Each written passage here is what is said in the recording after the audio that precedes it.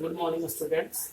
आज आप सबको इक्वेशन ऑफ मोशंस का एस्टेब्लिशमेंट कैसे होगा, कैसे वो फॉर्मूला एस्टेब्लिश्ड होगा, ग्राफिकल मेथड से हम यहाँ पे ग्राफिकल मेथड से उसको प्रूव करने जा रहे हैं। फर्स्ट जो इक्वेशन है उस इक्वेशन को हम लोग कहते हैं equation of velocity time relation, जिसको हम लोग v बराबर v equal to u plus at के रूप में जानते हैं, जिसको हम आगे रिड्यूस करेंगे। तो ये फार्मूला है जिसको हम लोग कहते हैं equation of velocity time equations. ये फिगर आप देख रहे हैं, ग्राफ पढ़े थे, फिगर देख रहे हो। इस फिगर में क्या है कि कोई बॉडी है जिसकी इनिशियल वेलोसिटी u है। आफ्टर टाइम t क्या हो रहा है, वो इनिशियल वेलोसिटी चेंज कर फाइनल वेलोसिटी के रूप में बदल जा रहा है, फाइनल वेलोसिटी हो जा रहा है। और जब वेलोसिटी चेंज करेगा तो और टाइम के साथ वेलोसिटी चेंज होगा तो एक्सेलरेशन प्रोड्यूस होगा। तो ये ए बी जो है वो स्लोप, ए बी स्लोप जो है वो एक्सेलरेशन को बताता है। समझ में आई बात? तो ये फिगर के बारे में, ये फिगर सारा डिटेल यही है इसका।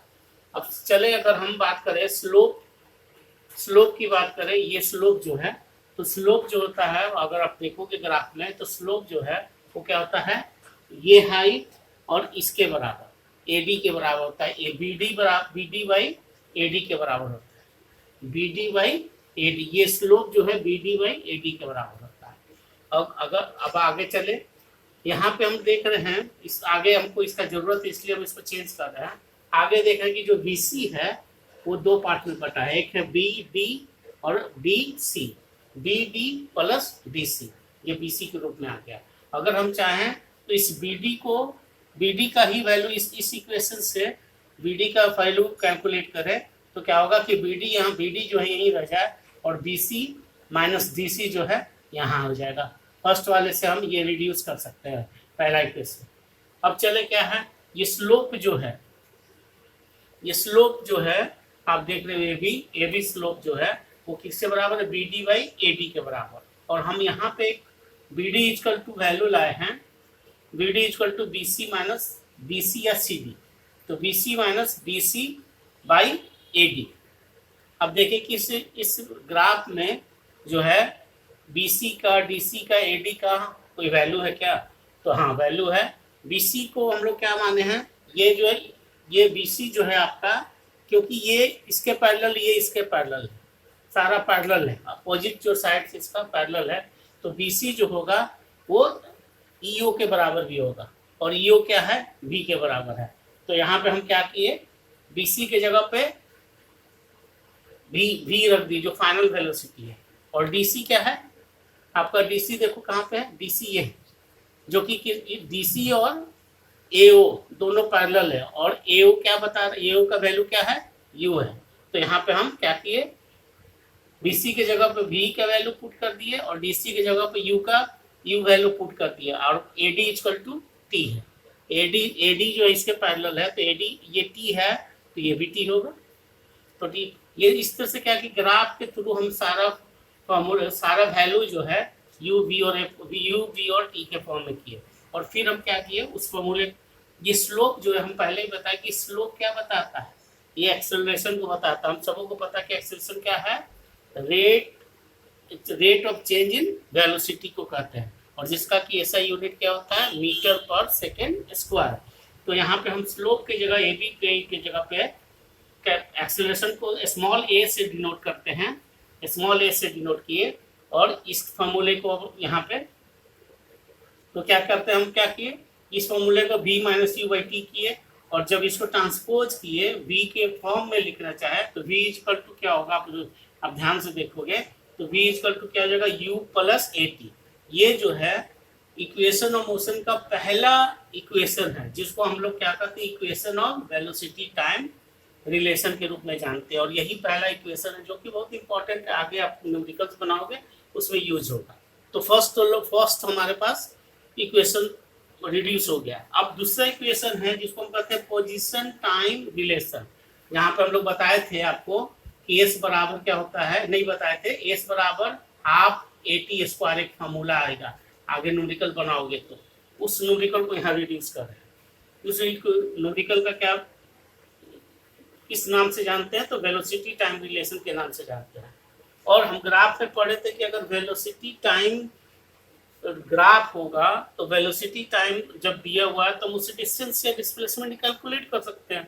तो हम वही करने जा रहे हैं। हम क्या करें, हम वेलोसिटी टाइम रिलेशन निकालना है